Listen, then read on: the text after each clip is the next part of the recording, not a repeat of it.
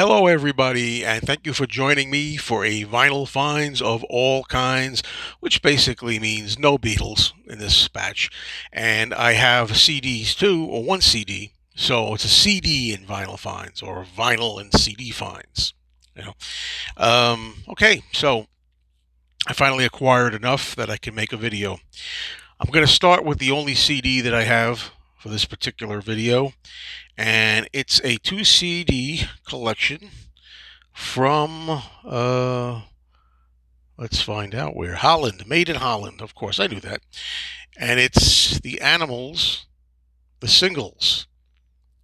uh, I like Eric Burden's voice. I like some of the powerful Animal songs, and this spans a long time. $12 it was. It's used, and yeah, I got all the stuff that I enjoy from the Animals on here, so I'm set. Animals. Okay, now that's it for you CD fans. The rest is all vinyl. And I got to tell you that most of this vinyl is going to be female artists. So you might notice that. What can I tell you? I like girls. What can I tell you?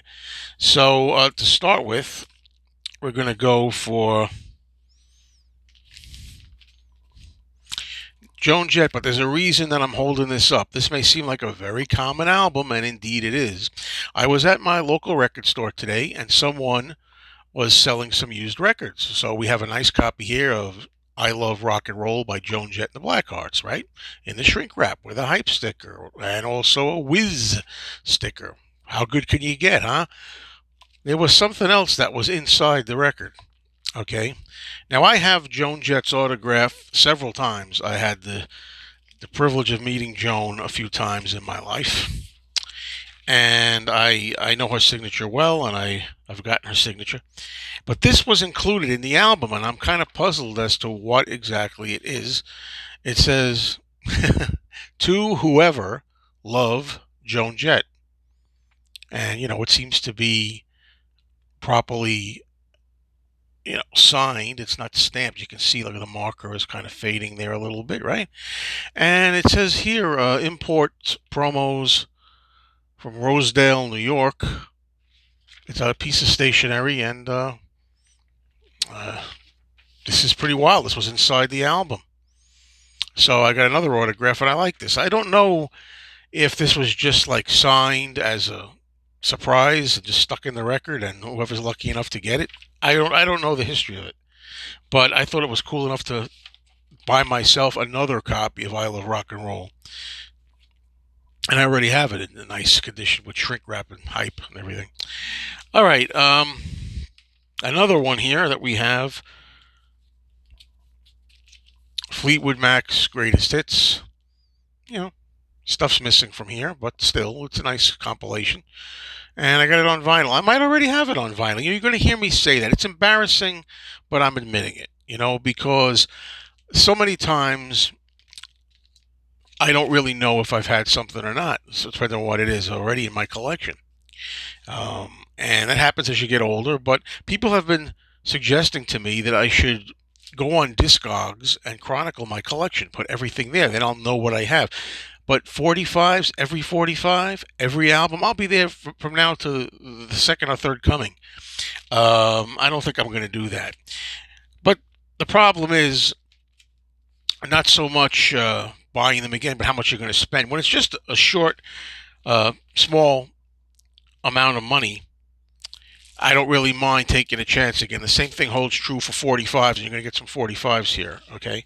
It's like, yeah, if I have it already, so I have it again, but I only paid a few dollars, $3, whatever, $5, so it's okay. Since we just talked about Fleetwood Mac, I'm going to show you something else I picked up, sort of related to Fleetwood Mac. And yes, I know we just lost Peter Green, the earlier incarnation of Fleetwood Mac, and I did like some of Peter Green's stuff that I heard, believe it or not. It was okay. Anyway, I picked up this tour book. This is a Stevie Nicks tour book. The Wild Heart Tour of 1983. 1983 was, I often say, the best year of my life. I had great times, and I was a fan of Stevie Nicks then and her Stand Back single.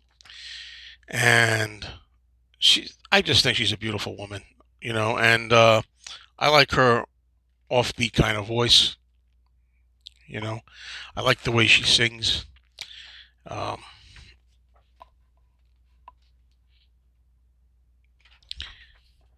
this was just nice to have. I had to have it. Okay, so there's Stevie. Okay,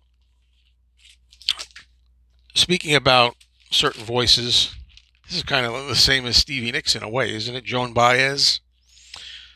Joan Baez, Diamonds and Rust. I got this for $1, and I'm going to give it a listen, yeah, eventually, because I keep saying I want to bring back a series that I've done called First Time Spins. I'm going to think of another title relating to Mayo with that, Mr. Mayo, something with mayonnaise and spins.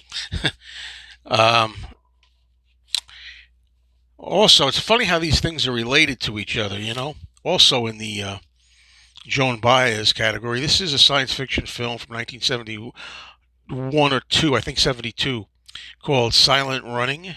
And it says right there, featuring the songs Rejoice in the Sun, Silent Running, sung by Joan Baez. Joan Baez is on the soundtrack of this movie. Just a coincidence. I have a couple of copies of this. This is on Varice Saraband. Very cool label for like nostalgia and movies and things like that. I told you I was going to show a lot of women here, right? Well, I picked this up for a few bucks. Dusty Springfield. I love Dusty Springfield's voice, and I have some later albums that people don't really know, including myself. And this one is called "It Begins Again," and I listened to this whole album already, and this is also put the bee in my bonnet to start the first time spins eventually.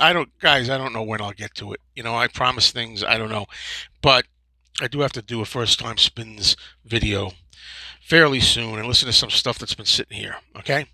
So now let's go on to the 45s. These are all 45s, and they all have picture sleeves except for one, I think. This is the Fifth Dimension, Aquarius, Let the Sunshine In.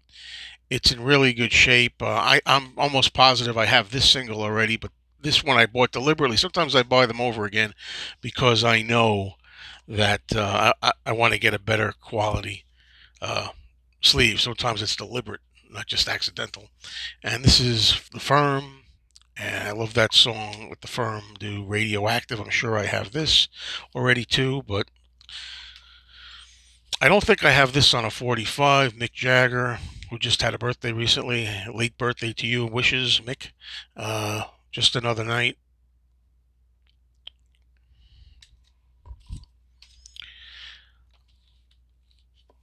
Then I have Eric Clapton. The movie The Color of Money had a song in there. It's in the way that you use it. There it is.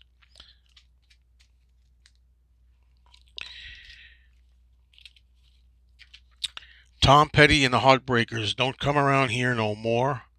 And the reason that I really wanted to get this was because it has a white label promo copy, not for sale.